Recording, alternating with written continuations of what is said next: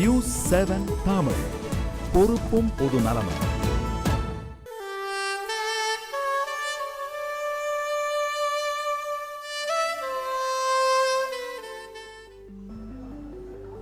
Morning prime ஸ்பெஷலில் தொடரலாம். இன்று காந்தியடிகளின் நினைவு தினம் அனுசரிக்கப்பட்டுக் கொண்டிருக்கிறது. 99% மக்கள் அவர்கள் அடிப்படையிலேயே காந்தியவாதிகளாகத்தான் இருக்கிறார்கள். தாம் அறியாமலேயே இயல்பான மனிதர்களின் சாமானிய வாழ்க்கையில் காந்தியம் கலந்து விடுகிறது என்கிற ஒரு கருத்து முன்வைக்கப்பட்டிருக்கிறது. அதை பற்றி இப்பொழுது கேட்கலாம். ஐயா சொல்லுங்க, எப்படி காந்தியம் பொதுமக்களின் வாழ்க்கையில் இயல்பாகவே கலந்திருக்குது? பொதுமக்கள் பெரும்பாலானோர் 90% மேலானவர்கள் காந்தியவாதிகள் தான். அவர்கள் என்ன கத்தி எடுத்துக்கிட்டு போய் வன்முறையில் யாரையும் குத்திக்கிட்டு இருக்காங்களா, இல்லை யாரையும் பஞ்சகம் பண்ணிக்கிட்டு இருக்காங்களா, பொய் சொல்லிக்கிட்டு இருக்காங்களா? அவரவர்கள் வாழ்க்கையை அவர்கள் காந்திய வழியில் தான் நடத்தி கொண்டிருக்கிறார்கள். குடும்பத்துக்குள்ளே சில பிரச்சனைகள் இருக்கலாம், சில சச்சரவுகள் இருக்கலாம். ஆனால் அவர்கள் காந்திய வழியில் உண்மை, சத்தியம், அகிம்சை இதில் தான் இருக்கிறார்கள். இன்றைக்கி தமிழ்நாடு எடுத்துக்கிடுங்க, 6 கோடி பேர். சட்டமன்றத்தில் இருக்கிறது 234 பேர். இந்த 234 பேர் காந்தியவாதியாக இருந்தால் இந்த 5 கோடி பேருக்கு பிரச்சனை இல்லை. ஆனால் 5 கோடி பேர் காந்தியவாதிகளாக இருந்தும் இந்த 234 பேர் காந்தியவாதிகளாக இல்லைங்கிறதுனால தான் பிரச்சனைகள் உருவாகி கொண்டிருக்கின்றன. இன்று பெரும்பாலான மக்கள் அவங்கவங்க வேலையை பார்க்கிறார்கள், ஏதோ அவர்கள் தொழிலை பார்க்கிறார்கள், அவர்கள் காந்தியவாதிகளாகத்தான் வாழ்ந்து கொண்டிருக்கிறார்கள். ஆனால் 1% மக்கள், இந்த நாட்டின் ஆட்சியிலே இருப்பவர்கள் அல்லது ஆதிக்கத்திலே இருப்பவர்கள், இவர்கள் காந்தியவாதிகளாக வாழ்ந்தாலும் கூட ஜாதி சண்டை, சமய சண்டை முதலியவைகளை உண்டு பண்ணுகிறவர்கள் இந்த 1% தான். 99 பேர் அதுக்கு சம்பந்தம் இல்லை. எங்கள் கிராமத்தில் சில கலவரங்கள் நடந்தது. பார்த்திங்கன்னா அதில் ஒரு 10 பேர் 20 பேர் தான் கலவரம். 2000 மக்கள் இது வேண்டான்னு சொல்லுகிறவர்கள் தான். ஆனால் வேண்டாம் என்று காந்திய வழியில் நிற்பவர்களை பாதுகாக்கின்ற அந்த சூழ்நிலை இப்போ நம்மள இல்லை. அதனால தானே இருக்கிறது ஒழிய, நான் அதனால தான் சொல்கிறேன், மக்கள்கிட்ட போய் நீ காந்திய வழியில் நடன்னு சொல்லுவதில் பயனில்லை. அரசாங்கத்திடம் சொல்லுங்கள், நீ காந்திய வழியில் நட, காந்திய கொள்கைகளை கொண்டு வா என்று அரசாங்கத்திடம் சொல்லுங்கள். மக்கள்கிட்ட ஏன் போய் சொல்கிறீங்க? இப்போ அவர்கள் ஒரு கேள்வி கேட்டார்கள், இந்த காந்திய அமைப்புகள் என்ன செய்து கொண்டிருக்கின்றன என்று. நீங்கள் பார்த்தீங்கன்னா காந்திய அமைப்பின் கூட்டங்களில் பெரும்பாலும் காந்தியத்தை தெரிந்தவர்கள் தான் அங்கே இருக்கிறார்கள். காந்திய வாழ்க்கையோ காந்திய கொள்கைகளோ தெரிந்தவர்கள் தான் அங்கே இருக்கிறார். திரும்ப திரும்ப அவங்க தான் பேசி கொண்டிருக்கிறார்கள். ஆனால் பெரும்பாலான மக்களிடம் காந்தியம் இருக்கிறது. இவர்களிடம் சொல்லுவதை விட அரசாங்கத்திடம், அரசின் பிரதிநிதிகளிடம், அவர்களிடம் சென்று நீங்கள் காந்தியத்தை பின்பற்றுங்கள், காந்திய கொள்கைகளை ஆட்சியில் கொண்டு வாருங்கள் என்று அவர்களை நிர்பந்தப்படுத்த வேண்டிய மக்களிடம் போய், இப்போ மதுவிலக்கு பிரச்சாரம் இருக்குது, திருக்குறள் சொல்லுகிறது என்று சொல்லிக் கொண்டிருப்பதிலே பயனில்லை. ஆனால் திருக்குறள் சொன்ன வழியிலே காந்தியடிகள் கள்ளுக்கடை மறியல் சொன்னாரே, அந்த வழியில் நாம் செல்ல வேண்டிய திருக்குறள் இப்படி சொல்லி இருக்கிறது என்பது காந்திய வழி அல்ல. அது காந்தி சொன்ன கொள்கை தான். ஆனால் காந்திய வழி ஒரு அகிம்சை வழியில், யாருக்கும் துன்புறுத்தாத வழியில் நியாயங்களை கொண்டு கொண்டு சொல்லுது. கடைசியாக எனக்கு நேரம் கொடுத்தா ஒன்று சொல்கிறேன். 2 அம்ச திட்டம் போதும். இன்றைக்கி இளைஞர்களும் மாணவர்களும் காந்தியத்திலிருந்து விலகி இருக்கிறார்கள். காந்தியம் ஒன்றுங்கிறது ஒரு பயனற்றது, அது ஏதோ முன்காலத்துக்கு உள்ளது என்று எண்ணுகிறார்கள். அவர்களிடம் சென்று மாதம் ஒரு நாள் ஒரு தியாகியினுடைய வரலாறை இந்த ஒவ்வொரு கல்லூரியிலும் சொல்லுங்கள். வஉசி, பாரதி, பகத்சிங், அரை மணி நேரம் ஒவ்வொரு மாதமும் ஒரு கல்லூரியில் ஒரு தியாகியினுடைய வரலாறை சொல்லுங்கள். 1 மணி நேரம் அவர்களை ஒரு நூலகத்திற்கு சென்று ஒரு தியாகியின் வரலாற்றை படிக்க வையுங்கள்.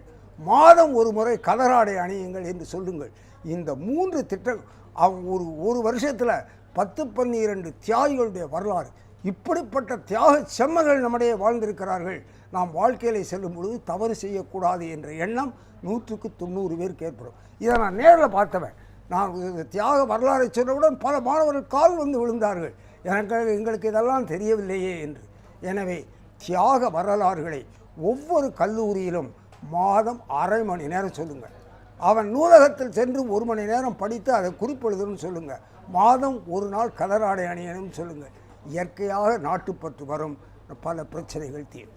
அதேபோல் பெண்ணியத்தை முன்னேற்றி கொண்டு வருவதிலும் பெண்களை நாம் எந்த அளவிற்கு போற்றி பாதுகாத்து அவர்களுக்கான அடிப்படை தேவைகளை இன்று பூர்த்தி செய்து வைப்பு பெண் கல்வியின் முக்கியத்துவம் இப்படி பல விஷயங்களையும் காந்தியடிகள் முன்வைத்திருக்கிறார். அதை பற்றியும் பெண்களுடைய கல்வியில் காந்தியடிகள் மிகப்பெரிய தாக்கம் கொண்டிருந்தார்கள்.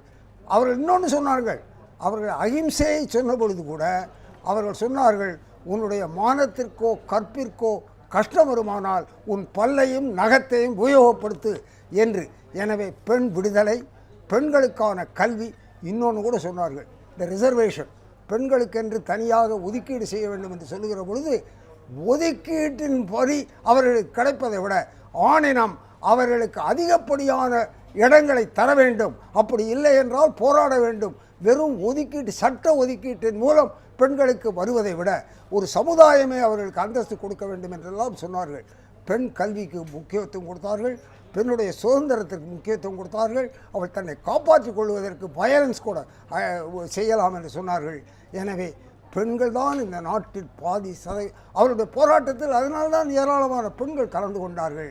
காந்தியடிகள் பெண் சுதந்திரத்தை முழுமையாக ஆதரித்தார்கள். சரி, நாம் மீண்டும் கோவையில் திரு CS ராமகிருஷ்ணன் அவர்களிடம் கேள்விகளை கேட்கலாம். ஐயா, காந்தியத்தை பொதுமக்களிடம் கொண்டு சேர்ப்பது, முக்கியமாக காந்திய கொள்கைகள் பலவற்றையும் கூறினீர்கள். அதில் முக்கியமாக மத ஒற்றுமையை பொதுமக்களிடம் கொண்டு சேர்க்க இயக்கங்களின் பங்கு எந்த அளவு இருக்கிறது இன்றைய தினத்தில்?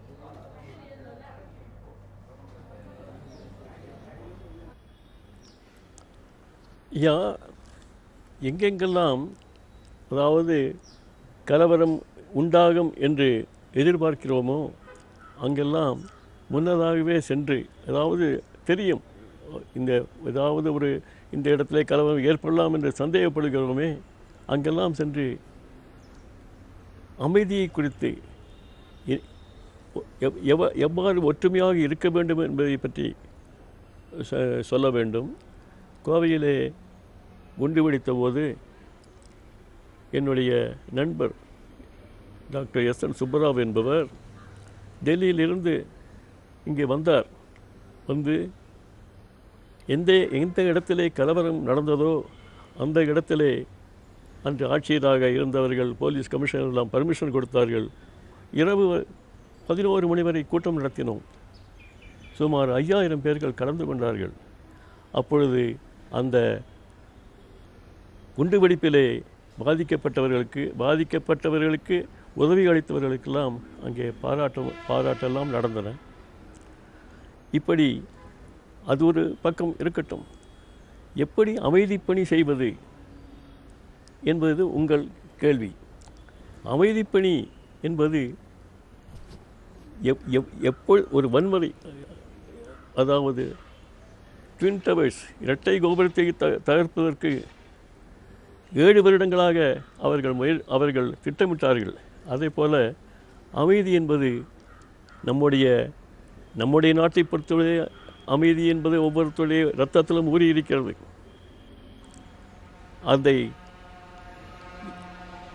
அதாவது அது நிரந்தரமாக அந்த அமைதியை ஏற்படுத்துவதற்கு நாம் சின்ன அளவிலே திட்டமிட்டு அதை பெரிய அளவுக்கு கொண்டு போக வேண்டும்.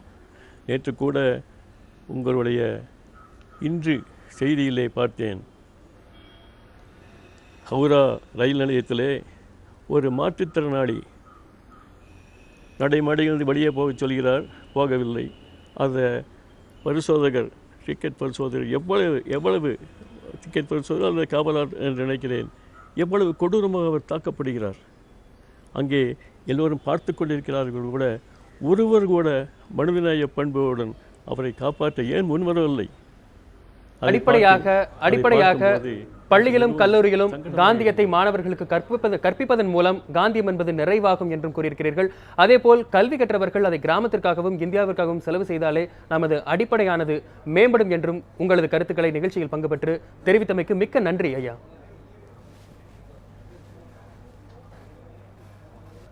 காந்திய கொள்கைகளை மக்களிடம் கொண்டு சேர்ப்பது இன்னும் எவ்வளவு நாட்களில் சாத்தியமாகும்? நாம் அதை நெருங்கிவிட்டோமா? ஒன்று காந்திய கொள்கைகளை சொல்லுகிற பொழுது 60 வருடங்களாக காந்தியத்துடைய அரசியல் கொள்கைகளை மக்கள் மறைத்த காரணத்தினாலே காந்தியம் என்பது அகிம்சை, சத்தியம், சத்தியாகிரகம் இப்படி ஏதோ ஒரு ரிலீஜியஸ் அது மாதிரி எண்ணம் மக்களிடம் ஏற்பட்டு விட்டதை ஒழிய காந்தியுடைய அரசியல் என்ன என்பதை மாணவர்கள் மக்கள் நல்லா எடுத்து சொல்ல வேண்டும் என்று சொன்னால் காந்தி வாழ்ந்த வாழ்க்கை, காந்தி அடிப்படையிலே சீரர்கள் வாழ்ந்த வாழ்க்கை, அந்த தியாக வரலாறுகள் அவர்களுக்கு முழுமையாக தெரிய வேண்டும். அப்படி இன்று காந்திய அமைப்புகள் கூட மதுவிலக்கிலே ஒரு விழிப்புணர்ச்சியை உண்டு பண்ணி இருக்கின்றன. அதில் நான் மறுக்கலை. ஆனால் காந்தியடிகள் என்ன சொன்னார்கள்? நீ ஒத்துழைச்சா தானே நடக்கும். மதுவிலக்கை கொண்டு வா என்று அரசாங்கத்திடம் முறையிட்டு உண்ணாவிரதங்கள்லாம் நம்ம மேற்கொள்கிறோமே ஒழிய ஒரு மதுக்கடையில் யாரும் மது குடிக்க மாட்டோம் என்ற அந்த விழிப்புணர்ச்சியை அங்கே ஏற்படுத்தினார். இங்கே மயிலாப்பூரில் அப்படி நடந்தது. ஒரு விழிப்புணர்ச்சியை ஏற்படுத்தி எதிர மக்கள் நின்று குடிக்காதேன்னு சொன்னாங்க. ஒருத்தரும் குடிக்கல, கடையை மூடிட்டான். எனவே காந்தியடிகளுடைய ஒத்துழையாமை கொள்கையை மக்களிடம் பரப்பி நீங்கள் எந்த கள்ளுக்களையும் குடிக்காதீர்கள் என்று அந்த ஒத்துழையாமை, காந்தியுடைய ஒத்துழையாமையை, மதுக்கலையை மூடு என்று சொல்லுவது அது ஒரு முறை, அது விழிப்புணர்ச்சி. ஆனால் மதுக்கடை போகணும்னு சொன்னால் இந்த காந்தி இயக்கங்கள் முதல்ல ஒன்றுபடணும், ஒற்றுமையாகும். அவரவர்கள் தனித்தனியாக இயங்காமல் ஒன்றுபட்டு ஒத்துழையாமை இயக்கத்தின் மூலம் மது விலக்கை கொண்டு வர முடியும். மாணவர்களிடம், இளைஞர்களிடம் காந்திய வாழ்க்கை, காந்திய கொள்கை, தியாகசீலருடைய கொள்கை, இவைகளை பரிசு வைக்காதீங்க. 1 மணி நேரம் சொல்லுங்கள், அவனுக்கு வருஷ கடைசியில் நாட்டுப்பற்று உண்டாகும். காந்திய கொள்கைகளில் தான் வாழ்க்கை நடத்த வேண்டும் என்ற உணர்வு அவனுக்கு ஏற்படும். நிகழ்ச்சியில் கலந்து கொண்டு உங்களது கருத்துக்களை இன்னும் கூட, அதாவது ஒத்துழையாமை அந்த கொள்கையை இன்னும் சில விஷயங்களுக்கு அதை கடைபிடிக்க வேண்டும் என்றும் கூறினீர்கள். அடிப்படையாக மாணவர்களுக்கு அனைத்தையும் கற்றுக் கொடுக்க வேண்டும் என்றும், தியாகிகளை பற்றி அதை பற்றி கற்றுக் கொடுக்க வேண்டும் என்றும் சொல்லியிருந்தீர்கள். கிராமப்புறங்களை பொறுத்தவரையில் அங்கு காந்தியின் பொருளாதார கொள்கைகள் என்று பின்பற்றப்படுகிறதோ அன்றே காந்திய கொள்கைகள் அனைத்தும் நிறைவாகும் என்றும் உங்களது கருத்துக்களை நிகழ்ச்சியில் கலந்து கொண்டு உங்களது கருத்துக்களை பகிர்ந்தமைக்கு மிக்க நன்றி.